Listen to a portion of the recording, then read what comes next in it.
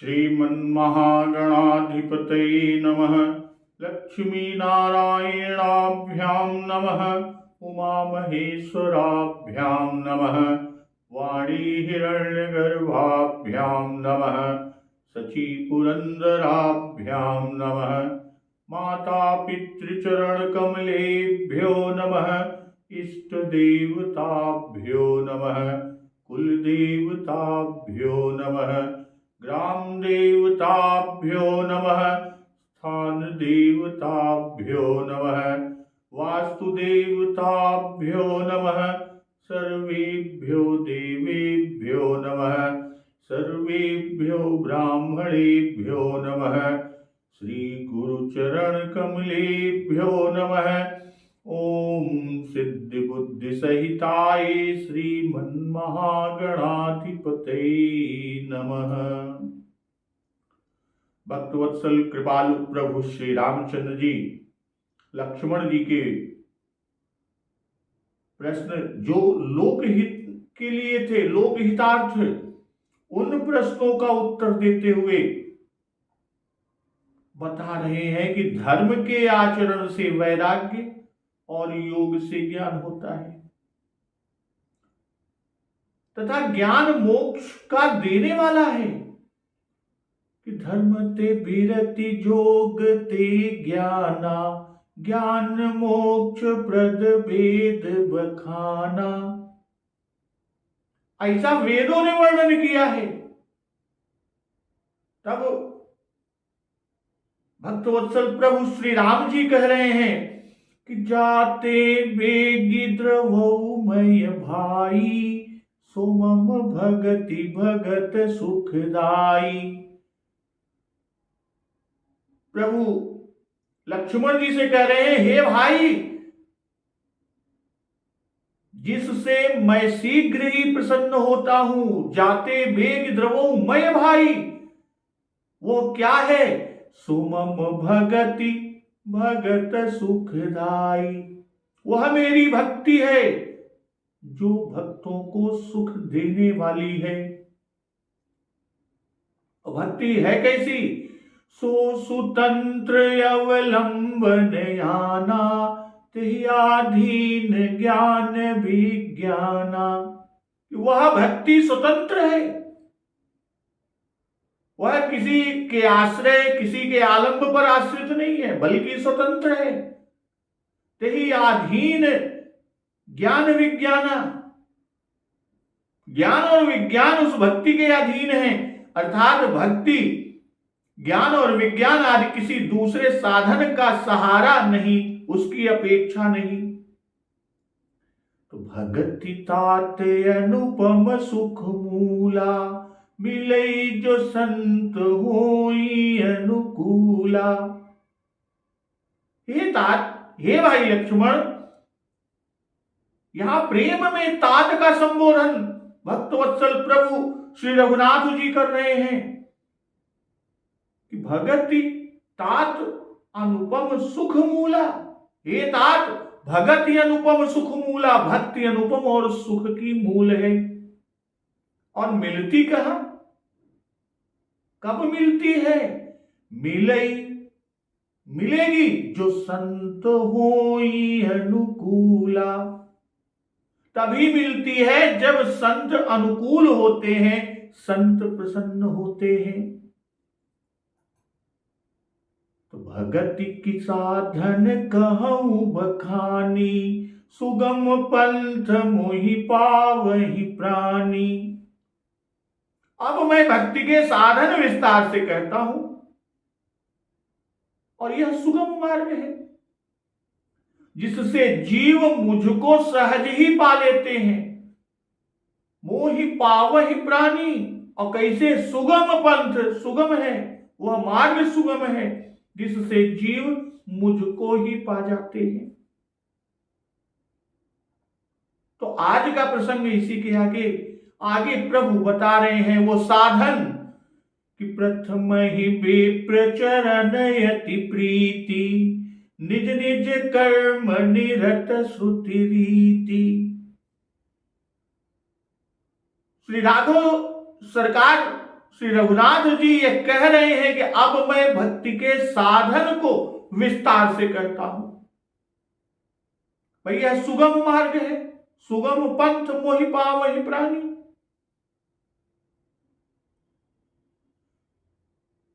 तो वह सुगम के साधन के रास्ते बता रहे हैं कि पहले तो ब्राह्मणों के चरणों में अत्यंत प्रीति हो, प्रथम ही विप्र चरण यति प्रीति। फिर कहते हैं कि निज निज कर्म निरत श्रुति रीति, और वेद की रीति के अनुसार अपने अपने वर्ण और अपने अपने आश्रम के कर्मों में लगा रहे। यहां श्री भगवान ने विप्र चरण में अति प्रीति यह पहली शर्त रखी। प्रथम ही विप्र चरण अति प्रीति, यह पहली शर्त रखी। अन्य जगहों पर भी कहा है कि सपथ ताड़त परुष कहंता, विप्र पूज्य यस गावहि संता। पूज्य विप्रशील गुणहीना, सुदृन गुण गण ज्ञान प्रवीणा। बाबा गोस्वामी तुलसीदास जी वंदना में भी कहते हैं कि बंदऊ प्रथम महीसुर चरना, मोह जनित संशय सब हरना। और फिर भी अन्य जगह एक और कहा कि शीस न वही सुर गुर द्विज देखी, अविप्र जेवाई देहि बहुदाना, अविप्र धेनु हित संकट सही। तो इस तरह अनेक प्रसंगों से कुछ विचारक बाबा गोस्वामी जी पर ब्राह्मणों के अनुचित पक्षपात का दोष लगाते हैं। बाबा गोस्वामी तुलसीदास जी ने श्री रामचरितमानस में यह बात भी लिखी है कि नाना पुराण निगमागम सम्मत। भाई पुराणों में, रामायण में और महाभारत में तो विप्रों का यत्र तत्र महत्व है ही। श्रुतियों में भी विप्र शब्द ऋषियों के अर्थ में प्रयुक्त हुआ है। ऋषियों और विद्वानों को पूज्य तो आर्य समाज और जाति पाति तोड़क मंडल तक मानता है। भाई विप्र यहां आस्तिक विद्वान ब्राह्मण के अर्थ में, जो मोह जनित सब संशय हरने वाले हैं। नास्तिक विद्वानों या अविद्वानों के अर्थ में यहां विप्र शब्द नहीं प्रयुक्त हुआ कि जो ब्राह्मण अपने को बनते हैं। कहने का तात्पर्य कि विप्र होकर निरक्षर नहीं होना चाहिए, विद्वान होना चाहिए, लोलुप नहीं होना चाहिए, संतोषी होना चाहिए, कामी नहीं होना चाहिए, ब्रह्मचर्य परायण होना चाहिए, निराचार नहीं होना चाहिए, सदाचार युक्त होना चाहिए, सठ नहीं होना चाहिए बल्कि साधु होना चाहिए, वृषलीपति नहीं होना चाहिए, शुद्ध विवाह संस्कार युक्ता पति परायणा साध्वी स्त्री का पति होना चाहिए। कहने का तात्पर्य कि विप्र को संस्कार युक्त होना चाहिए, कुलवंती का पति होना चाहिए। कलयुग के वर्णन के व्याज से मानसकार ने बाबा गोस्वामी तुलसीदास जी ने साफ बता दिया कि वह विप्र किसे कहते हैं। विप्र वह विद्वान जन्मना ब्राह्मण जो संतोषी हो, ब्रह्मचारी हो, आचार युक्त हो, साधु हो, और यदि गृहस्थ हो तो संस्कार युक्ता सदाचारिणी ब्राह्मणी कुलवती का पति हो। ना तो आजकल के ब्राह्मण बनने वाले नास्तिकों पर यह परिभाषा बनती है, न निरक्षर, सठ, आचारहीन, धन लोलुप व्यभिचारियों के लिए यह, जो ब्राह्मण का नाम बदनाम करते हैं। बाबा गोस्वामी तुलसीदास जी ने लिखा विप्र चरण अति प्रीति, और वो भी कहा प्रथम ही विप्र चरण अति प्रीति। राघवेंद्र सरकार ने जो साधन की बात कही, पहला यही शर्त रखा। तो यह प्रेमा भक्ति प्राप्त की प्रथम भूमिका है। प्रेमा भक्ति प्राप्ति की प्रथम भूमिका है। और विप्र चरण में अति प्रेम, यह साधन पहले कहा, प्रथम कहा, क्योंकि प्रभु ब्रह्मण्य देव हैं। और फिर आगे कहते हैं कि निज निज कर्म निरत श्रुति रीति। ये भी कहते हैं कि निज निज कर्म निरत श्रुति कीति।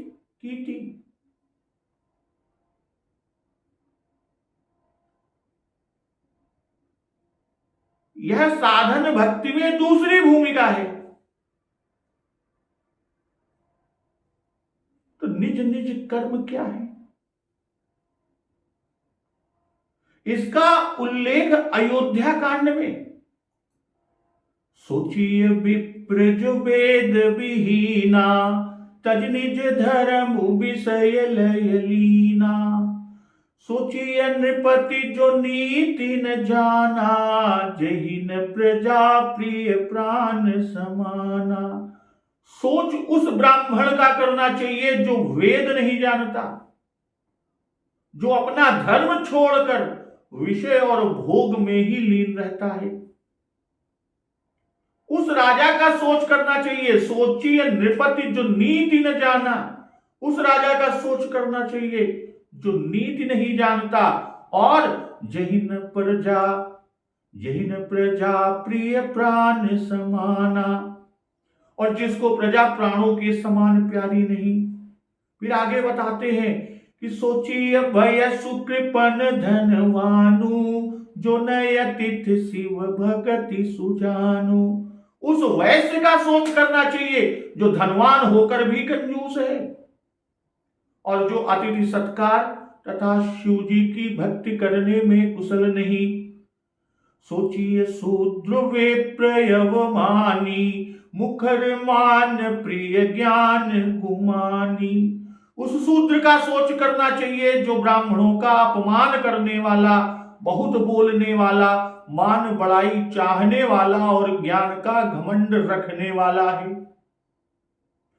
और सोचिए पुनिपति वंचक नारी, कुटिल कलह प्रिय इच्छाचारी।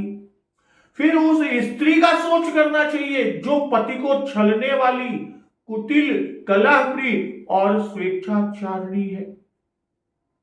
और सोचिए बटु निज व्रतु परिहरई, जो नहीं गुर आयसु अनुसरई। उस ब्रह्मचारी का सोच करना चाहिए जो अपने ब्रह्मचर्य व्रत को छोड़ देता है और गुरु की आज्ञा के अनुसार नहीं चलता। फिर गृहस्थ की सोच कहे कि सोचिए गृही जो मोह बस, करई कर्म पथ त्याग। सोचिए जति प्रपंच रत, विगत विवेक विराग। उस गृहस्थ का सोच करना चाहिए जो मोहवश कर्म मार्ग का त्याग कर देता है, करे कर्म पथ त्याग। और उस सन्यासी यानी सोचिए जति प्रपंच रत, विगत विवेक विराग। उस सन्यासी का सोच करना चाहिए जो दुनिया के प्रपंच में फंसा हुआ है और ज्ञान तथा वैराग्य से हीन है। तो वही खानस सोई सोचई जोगु, तपु बिहाई जेहि भावई भोगु। वानप्रस्थ वही सोच करने योग्य है जिसको तपस्या छोड़कर भोग अच्छे लगते हैं।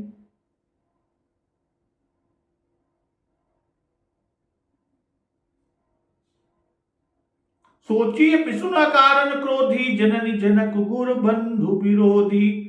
सोच उसका करना चाहिए जो चुगलखोर है, बिना ही कारण क्रोध करने वाला है, माता पिता गुरु और भाई बंधुओं के साथ विरोध रखने वाला है।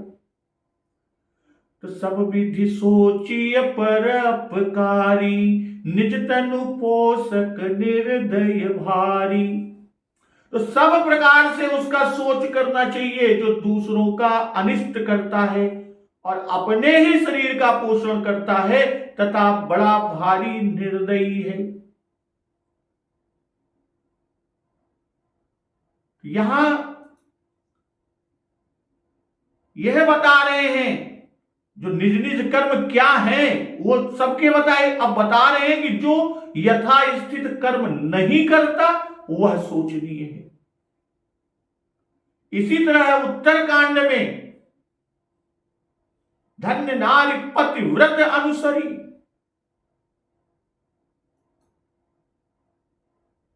अधन्य सो भूपु नीति जो करई, धन्य सो द्विज निज धर्म न टरई।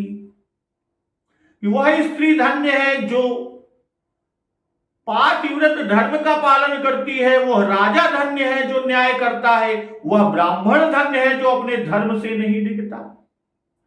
सो धन धन्य प्रथम गति जाकी, धन्य पुण्य रत मति सोई पाकी। वह धन्य है, वह धन ही धन्य है। सो धन धन्य प्रथम गति जाकी, जिसकी पहली गति होती है जो दान देने में व्यय होता है। वही बुद्धि धन्य है जो परिपक्व है, जो पुण्य में लगी हुई है।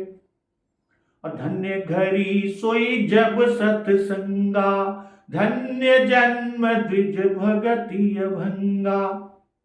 वह घड़ी धन्य है, धन्य घड़ी सोई जब सत्संगा, वही घड़ी धन्य है जब सत्संग हो। और धन्य जन्म द्विज भगति अभंगा, और वही जन्म धन्य है जिसमें ब्राह्मण की अखंड भक्ति हो। तो धन की तीन गतियां होती हैं, दान, भोग और नाश। दान उत्तम है, भोग मध्यम है और नाश नीच गति। जो पुरुष न देता है न भोगता है उसके धन की तीसरी गति होती है नीच गति। तो यहां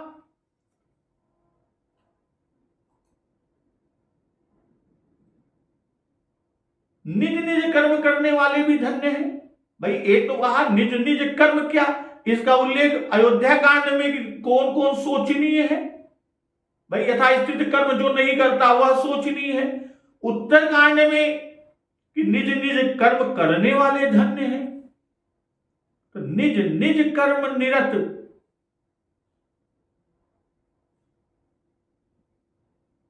अपने वर्ण और अपने आश्रम के कर्म में लगा रहे। कहने का भाव कि शोक और मोह आदि दोषों से जिनका चित्त घिरा हुआ है, ऐसे सभी प्राणियों से स्वधर्म का त्याग और निषिद्ध धर्म का सेवन स्वाभाविक ही होता है। जिस तरह अर्जुन स्वयं ही पहले छात्र धर्म रूप युद्ध में प्रवृत्त हुए, तब भी शोक मोह आदि द्वारा विवेक ज्ञान के दब जाने से उस युद्ध से उपरत हुए और दूसरों के धर्म भिक्षाचरण में प्रवृत्त होने लगे। इसी भांति संन्यास्त में जो गृहस्थ धर्म की प्रवृत्ति और गृहस्थ में जो संन्यास्त धर्म की प्रवृत्ति है, उसका कारण शोक मोह आदि से विवेक रूपी विज्ञान का दब जाना ही है। कि विप्र निरक्षर लोलुप कामी, निराचार सठ वृषली स्वामी। शूद्र करहि जप तप व्रत नाना, बैठी बरासन कहीं पुराना। गुण मंदिर सुंदर पति त्यागी, भजहि नारी पर पुरुष अभागी। सौभागिनी विभूषण हीना, विधवन के सिंगार नवीना। तपसी धनवंत दरिद्र गृही, कलि कौतुक तात न जात लही। भाई जिनका यहां पे बता रहे और शुद्ध रीति, भाई वेद की रीति से जो जिसका धर्म है वही करे, कोई दूसरा कर्म न करे। ईश्वर, स्वर्ग और धर्म, तीन चीजों को कहे। ईश्वर को, स्वर्ग को और धर्म को किसी ने देखा नहीं है, उनका ज्ञान अन्य किसी प्रमाणों से हो नहीं सकता। अचिंत्याः खलु ये भावा न तांस तर्केण योजयेत्। जो भाव अचिंत्य है उनमें तर्क को स्थान नहीं देना चाहिए। इसलिए धर्म कैसे पालन करना चाहिए इसे श्रुति ही बतला सकते हैं। भाई लाखों मनुष्यों के एक स्वर से चिल्लाने से भी न कोई वस्तु पुण्य हो सकती है और न कोई पाप हो सकती है। करोड़ों आदमियों के एक साथ आवाज उठाने पर भी न शीशा हीरा हो सकता है न हीरा शीशा हो सकता है। इसका विवेक तो पारखी यानी जौहरी ही कर सकता है। इसलिए कल्पित आचार न करें। जो कर्म एक के लिए धर्म है वही दूसरे के लिए अधर्म हो जाता है। इसलिए कार्य और अकार्य की व्यवस्था में शास्त्र ही प्रमाण है और शास्त्र विधान को जानकर कि कर्म करना चाहिए कि निज निज कर्म निरत श्रुति रीति। तो यही कर फल पुण्य विषय विरागा तब मम धर्म उपजे अनुरागा। फिर इसका फल विषयों से वैराग्य होगा, तब मेरे धर्म में प्रेम उत्पन्न होगा। कि यही कर फल पुण्य विषय विरागा। भाई विप्र चरण में अनुराग धर्म है। धर्म करने से चित्त शुद्ध हो जाता है, उससे मन विषयों से विरक्त हो जाता है, विषयों से उदासीन हो जाता है। विराग और अनुराग दो पदार्थ हैं, एक विराग और एक अनुराग। विषयों से वैराग्य होगा, हमारे धर्म यानी भगवत धर्म में अनुराग होगा, तब हमारी भक्ति करने लगेगा।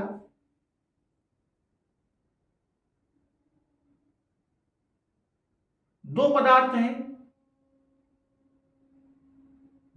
विराग और अनुराग। तो यहां ज्ञान और वैराग्य का साधन धर्म है। धर्म ते विरत जोग ते ज्ञान। और यह भी बताए कि भक्ति का साधन भी धर्म है।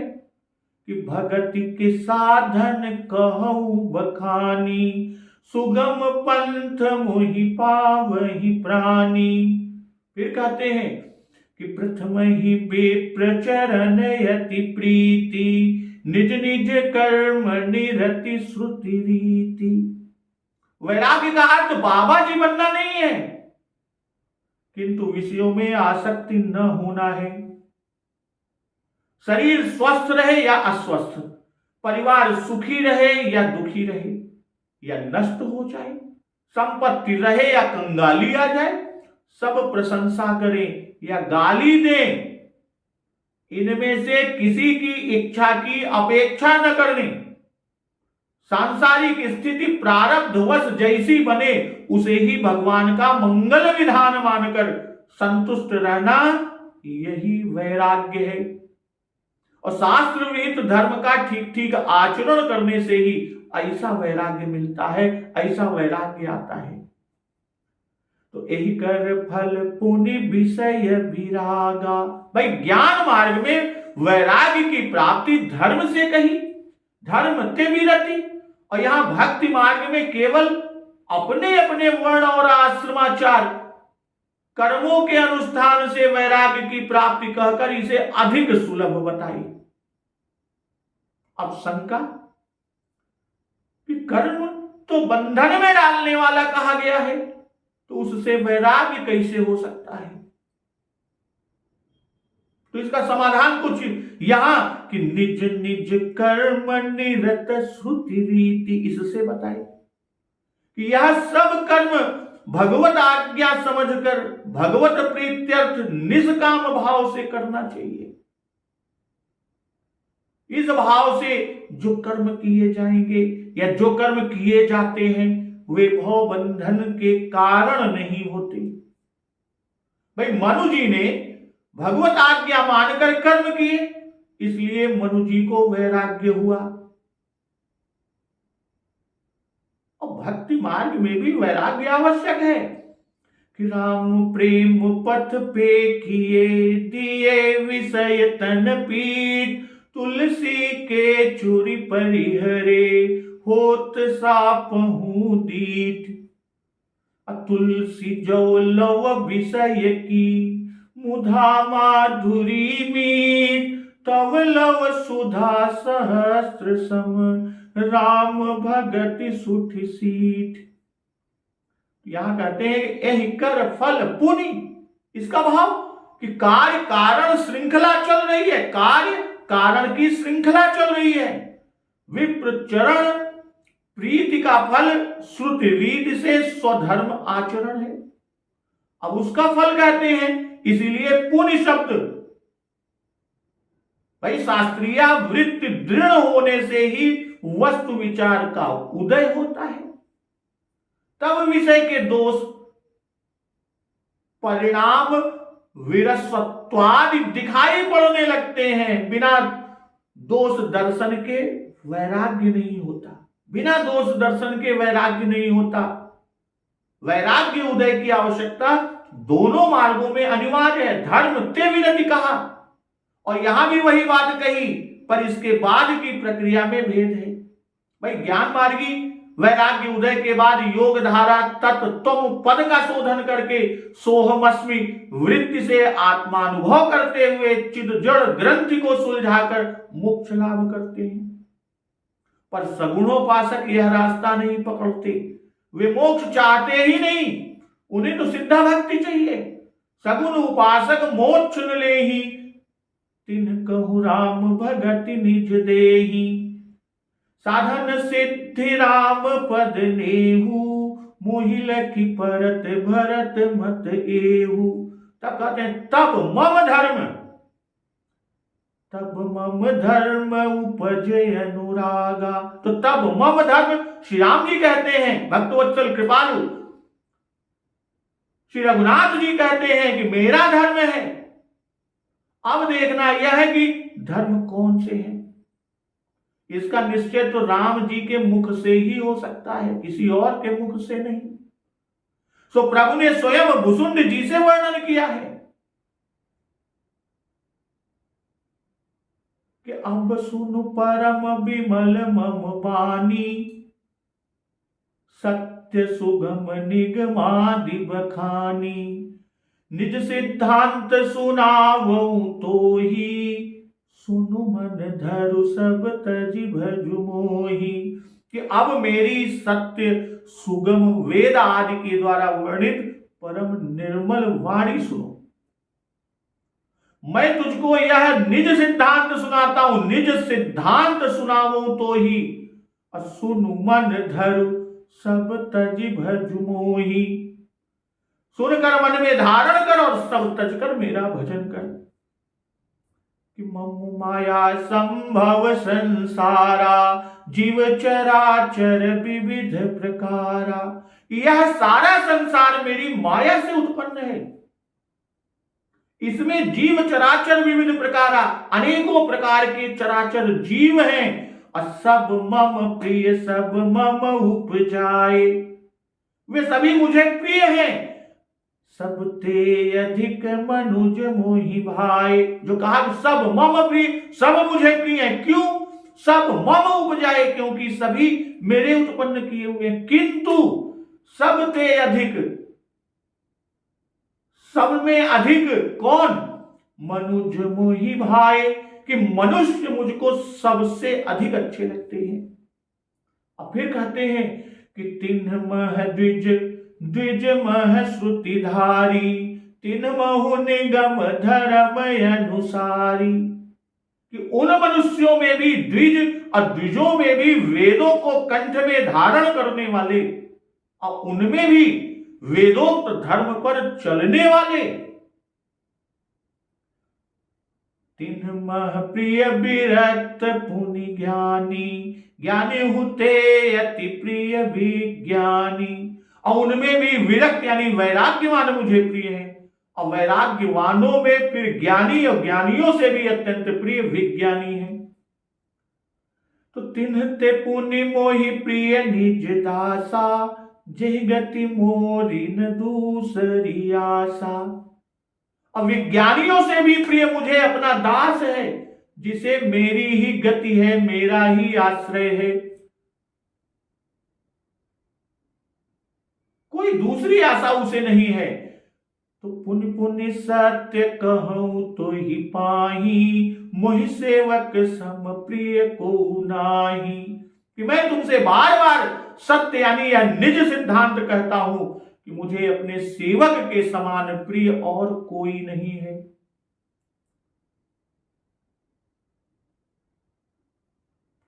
अब सेवक की बात कर दिया, उनसे प्रिय और कोई है ही नहीं। तो भगतिहीन बिरंचि किन होई, सब जीवहु सम प्रिय मोहि सोई। भाई भक्तिहीन ब्रह्मा ही क्यों न हो, वह मुझे सब जीवों के समान ही प्रिय है। परंतु भक्तिमान अत्यंत नीच भी प्राणी मुझे प्राणों के समान प्रिय है, यह मेरी घोषणा है। आसी मम वाणी। तो सुचि सुशील सेवक सुमति, प्रिय कहु काहि न लाग। श्रुति पुराण कह नीति असी, सावधान सुनु काग। कि पवित्र सुशील सुंदर बुद्धि वाला सेवक, बता किसको प्यारा नहीं लगता। वेद और पुराण ऐसी ही नीति कहते हैं, हे काक सावधान होकर सुन। प्रभु काकभूषण जी को बता रहे हैं। और क्या कह रहे हैं कि एक पिता के विपुल कुमारा, हो ही पृथक गुणशील यचारा। को पंडित को तापस ज्ञाता, को धनवंत सूर को दाता। एक पिता के बहुत से पुत्र, अब पृथक पृथक गुण, पृथक पृथक स्वभाव, पृथक आचरण वाले होते हैं। उनमें कोई पंडित होता है, कोई तपस्वी, कोई ज्ञानी, कोई धनी, कोई सूरवीर और कोई दानी। को सर्वज्ञ धर्म रत कोई, सब पर पित ही प्रीति सम होई। कोई सर्वज्ञ और कोई धर्मपरायण होता है, पिता का प्रेम इन सभी पर समान होता है। परंतु को पितु भगत बचन मन कर्मा, सपने हु जानन दूसर धर्मा। परंतु इनमें से यदि कोई मन वचन कर्म से पिता का ही भक्त होता है, स्वप्न में भी दूसरा धर्म नहीं जानता, सो सुत प्रिय पितु प्राण समाना, यद्यपि सो सब भांति अयाना। वह पुत्र पिता को प्राणों के समान प्रिय होता है, यद्यपि यानी चाहे वह सब प्रकार से अज्ञान हो, अयान हो, मूर्ख ही क्यों न हो। यही विधि जीव चराचर जेते, त्रिजग देव नर असुर समेते। इसी प्रकार तिर्यक यानी पशु पक्षी, देव मनुष्य असुरों समेत जितने भी चेतन और जड़ जीव हैं, अखिल विश्व यह मोर उपाया, सब पर मोहि बराबरि दाया। उनसे भरा हुआ यह संपूर्ण विश्व मेरा ही पैदा किया हुआ है, इसलिए सब पर मेरी बराबर दया है। तिन्मह जो परिहरि मध माया, भजई मोहि मन बचे रुकाया। परंतु उनमें से जो मन और माया को छोड़कर मन वचन और शरीर से मुझको बचता है, तो परुष नपुंसक नारीवा, जीव चराचर कोई, सर्व भाव भज कपट तजी, मोहि परम प्रिय सोई। वह पुरुष हो, नपुंसक हो, स्त्री हो, चर अचर कोई भी जीव हो, चाहे जो हो, कपट छोड़कर जो भी सर्वभाव से मुझे भजता है, वही मुझे परम प्रिय है। प्रभु स्वयं अपने श्रीमुख से काकभूषण जी से कह रहे हैं। तो सत्य कहूं खग तोय, सुचि सेवक मम प्राण प्रिय, अस विचारि भज मोय, परिहरि आस भरोस सब। हे पक्षी, मैं तुझसे सत्य कहता हूं, पवित्र यानी अनन्य और निष्काम सेवक मुझे प्राणों के समान प्यारा है। ऐसा विचार कर सब आशा और भरोसा छोड़कर मुझी को भज।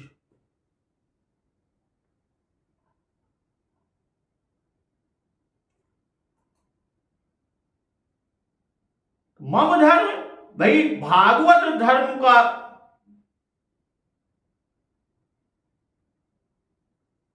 एक उल्लेख मिलता है भागवत में कि निमि महाराज के प्रश्न करने पर, निमि महाराज ने प्रश्न किया, उनके प्रश्न करने पर नव योगेश्वरों में से कवि और हरि ने भागवत धर्मों का विवेचन किया। भगवान ने अपने साक्षात्कार के लिए जो सुगम से सुगम उपाय स्वयं बतलाए हैं, जिनसे भोले भाले मनुष्य भी सुगमता से प्रभु को प्राप्त कर सकते हैं, वे भागवत धर्म कहे जाते हैं। इन धर्मों का आश्रय एक दिव्य राज्य पथ पर चलना है। वह तन से, वचन से, मन से, इंद्रियों से, बुद्धि से, अहंकार से, स्वभाववश जो कुछ भी करे वह भगवान के लिए है। अगर इस भाव से वो उन्हें ही समर्पण करे, यह सरल से सरल भागवत धर्म है। आकाश, वायु, अग्नि, जल, पृथ्वी, ग्रह, नक्षत्र, प्राणी, दिशाएं, वृक्ष, नदी, समुद्र आदि जो कुछ भी हो, उसे भक्त अनन्य भाव से प्रणाम करता है। जो सर्वत्र परिपूर्ण भगवत सत्ता को ही देखता है और समस्त प्राणियों को भगवान में ही देखता है, वह उत्तम भागवत है।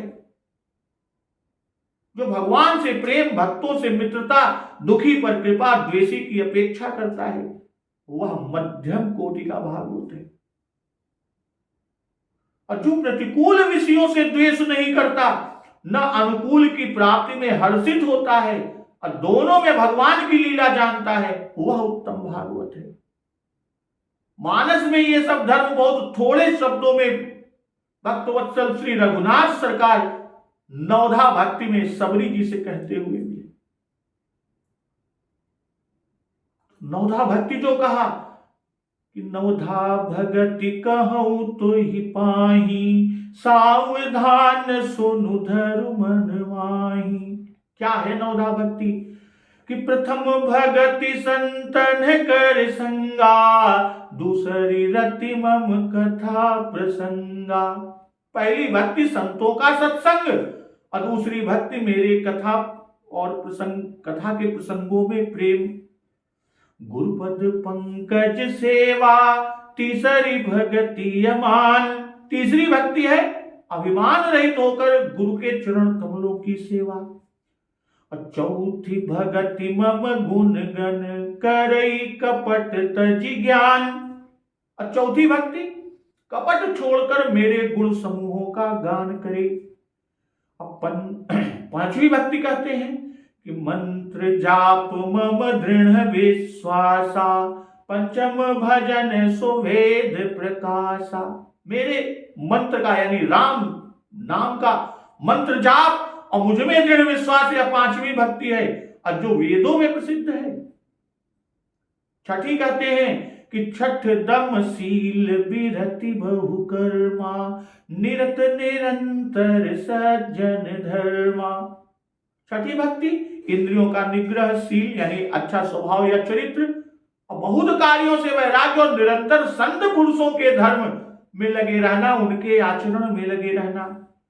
और सातवीं भक्ति बताया कि सातों सम मोहिमय जग देखा, मोते संत अधिक कर लेखा। सातवीं भक्ति है जगत भर को समभाव से मुझ में ओत प्रोत यानी राममय देखना और संतों को मुझसे भी अधिक करके मानना। आठम जथा लाभ संतोषा, सपने हूं नहीं देखे पर दोषा।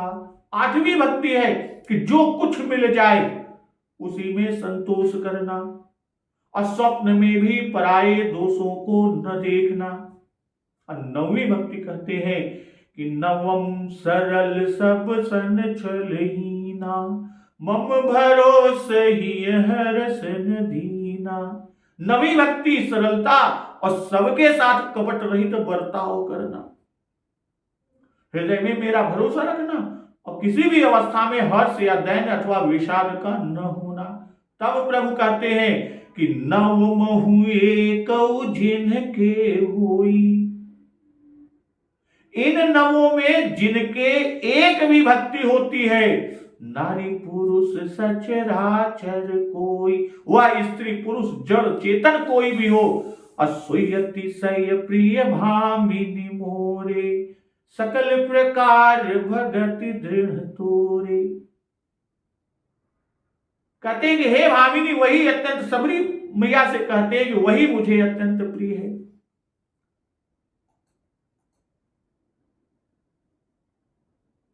यहां कहते हैं उपज अनुरागा, भाई जब तक वैराग्य का उदय नहीं हुआ तब तक तो विषय में अनुराग था, मन सदा विषय के धर्मों में ही आसक्त रहता था। और जब विषय से अनुराग हुआ तो स्वभाव से ही भगवान की ओर जाएगा। प्रभु के करुणा भक्त वत्सल आदि धर्मों पर अनुरक्त होगा। तो यहां से भाव भक्ति का प्रारंभ हुआ कि समुझ समुझ गुण ग्राम राम के उरे अनुराग बढ़ाओ। और फिर कहते हैं कि तब मम धर्म उपजे अनुरागा, अर्थात जैसे पहले संसारी विषय में अनुराग था वैसा ही अनुराग अब प्रभु में होगा। वाल्मीकि जी ने 14 स्थान प्रभु के निवास के बताए हैं, उनमें से इनका मन लगेगा, अर्थात अब उसकी दशा हो जाएगी कुछ इस तरह कि संत सभा नित सुनहि पुराना। दूसरी दशा, प्रभु प्रसाद पट भूषण धरहि और हरि निवेदित भोजन करहि। लोचन चातक तिन्ह करि राखे, रहहि दरस जल धरे अभिलाषे। निंदहि सिंधु सरित सर भारी, रूप बिंदु जल होहि सुखारी। राम भरोस हृदय नहीं टूटा, चरण राम तीरथ चल जाए। तो ये सभी भागवत और भगवत धर्म है। तो भक्तजन अब आगे अगले दिवस में हम लोग